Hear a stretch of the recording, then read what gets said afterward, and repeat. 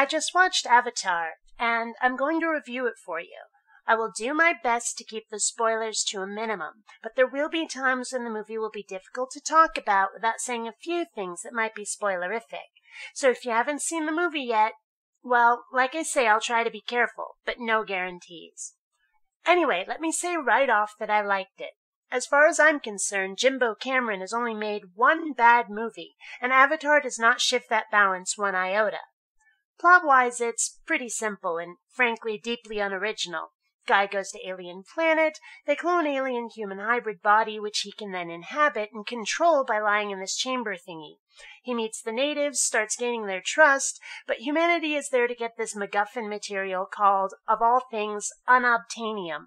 So the military commander dude wants to get this mineral at all costs, which probably means killing all the natives of the planet. Main character dude gets friendly with the natives and tries to stop the military commander. If you've seen Battle for Terra, you've seen this movie. If you've seen Fern Gully, The Last Rainforest, you've seen this movie. You could probably name a bunch of others if you really thought about it. There's nothing original here on the macro scale. And yet, I still dug it. For one thing, with only a few exceptions, much of the science in this flick is pretty plausible. They don't really go into a lot of detail on certain points, but you can see how much of the plant and animal life could have evolved, what environmental pressures might have caused the relationships you see.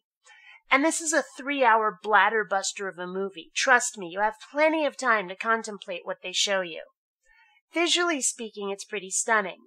Granted, a lot of it looks like it was filmed under a black light. You'll see what I mean. But still, you probably won't find yourself looking for the CG mistakes in this flick. Much of it is flawless. One thing. During the last, 30 or 40 minutes of the film, you might just find yourself thinking, gosh, but I've already seen Return of the Jedi. The parallels to the Battle of Endor are, well, pretty blatant. Only this time the Ewoks have teeth.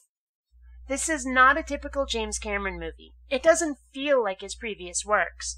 It's not as dark as the Terminator movies or Aliens. It's not goofy like True Lies. If I had to compare it to any of his previous works, I'd say it's the most like The Abyss, actually. It has many of the same themes.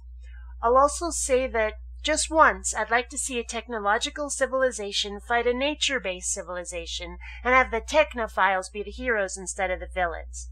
Just once. All in all, I have to say I really enjoyed the movie despite some of its flaws. I mean, I've nitpicked a bit in this review, but the actual experience of watching it is definitely a positive one. This is a movie worth seeing. And the 3D effects are pretty alright too.